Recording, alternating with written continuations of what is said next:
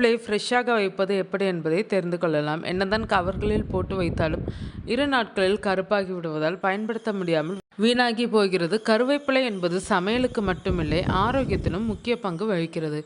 கருவேப்பிலை முடி வளர்ச்சிக்கு நல்லது, இரத்தத்தை சுத்திகரிக்கும், ஜீரணத்திற்கு நல்லது, இரத்த சர்க்கரை அளவை பராமரிக்கும், அதுபோல் இதயத்திற்கும் நல்லது. அதுபோல் கண் பார்வையை மேம்படுத்தும், இரத்த சோகை நோய் வராமல் பாதுகாக்கும், கல்லீரலில் உள்ள நச்சுக்களை வெளியேற்றும். இந்த கருவேப்பிலையை நாம் தினந்தோறும் சமையலுக்கு பயன்படுத்தி வருகிறோம். ஆனால் பலர் அந்த கருவேப்பிலையை அப்படியே எடுத்து தூர எறிந்து விடுவார்கள். இப்படிப்பட்டவர்களுக்கு கருவேப்பிலை அரைத்து கொடுக்க வேண்டும். அதாவது கருவேப்பிலை துவையல், கருவேப்பிலை சாதம், கருவேப்பிலை குழம்பு உள்ளிட்டவைகள் மூலம் கருவேப்பிலையை சேர்த்து கொள்ளலாம்.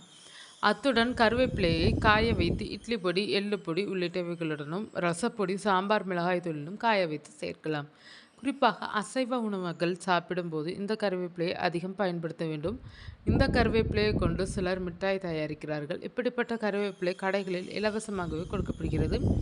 பலரது வீடுகளில் செடி வைத்திருப்பார்கள். ஆனால் பலருக்கு ஒரே கவலை, கருவேப்பிலையை வாங்கி வைத்தால் 2 நாட்களுக்குள் கருத்து விடுகிறது என்பதுதான். கருவேப்பிலையை எப்படி ஃப்ரெஷ்ஷாக வைத்திருப்பது என்பதை பார்க்கலாம். கருவேப்பிலை சீக்கிரம் கருத்து போக காரணம் இதில் உள்ள ஈரப்பதம்தான்.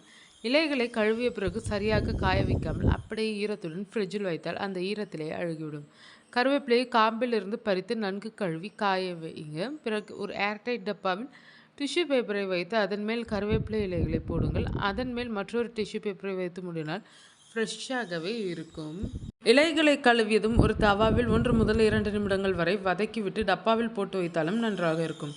டப்பாவை வைக்க முடியாவிட்டால் டிஷ்யூ பேப்பரில் வைத்து ஜிப்லாக் கவரில் வைத்துக் கொள்ளுங்கள்.